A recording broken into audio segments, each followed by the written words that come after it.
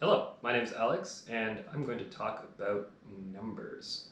And I'm also kind of hoping that when I blow up on YouTube that no one comes back and watches this. So, I've been debating for a really long time about making videos, and it's one of the scariest things for me because I have a lot to say, and I have received a lot of, I guess the word would be logical arguments from my close friends and family, so I've kind of given up trying to convince anyone, realizing that it's not my job to convince people that don't want me to convince them. So instead, hello internet, if anyone stumbles across this, welcome.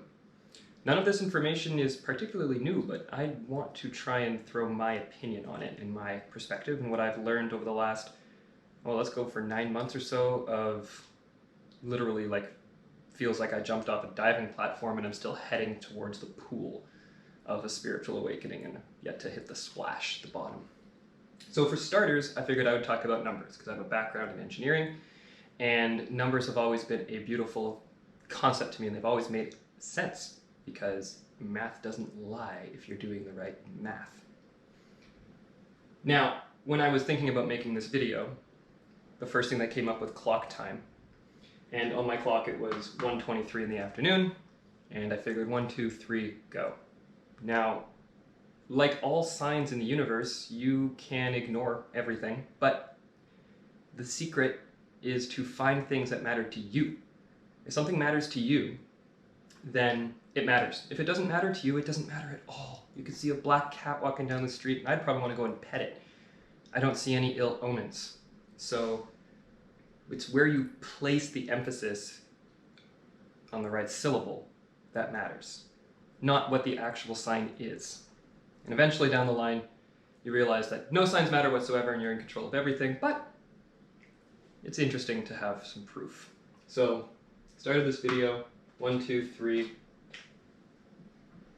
go, is my interpretation. It doesn't mean that it has to be. Also, 1, 2, 3 adds up to 6. Which is what I like to think of as a nice middle number. It's the even number between 3 and 9, which ties into our third point, pulling an Aaron Doughty here and not going in order.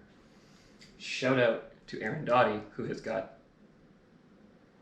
beautiful content for someone from my perspective, coming from a very structured, middle class perspective of just a kid in North America.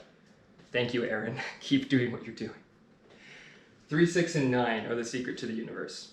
I don't know what it is yet. I haven't quite wrapped my head around it. I don't know if I ever will. But Tesla was obsessed with them.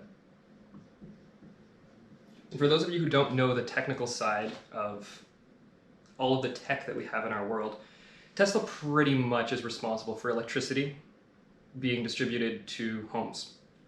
He didn't invent the idea entirely on his own, but the reason you have light switches in your house is because of Tesla at the end of the day. And a lot of other men and women who are involved in a lot of things that added up to where we are now. He also invented a lot of things relating to radio frequency and electromagnetism, static electricity. He was in the process of essentially building a pyramid when he got kind of shut down, and there's a whole other rabbit hole of fun to go down there, but that's not what the subject of today's video is about. And the third thing that I'm going to talk about is 2799. Now, in my world, the way I like to see numbers now, and it's become a quite fun game, is to add numbers. So you're always adding numbers to see what they add up to. 1, 2, 3 adds up to 6, right? 9 plus 9 equals 18, which equals 9. And then 27 is 9,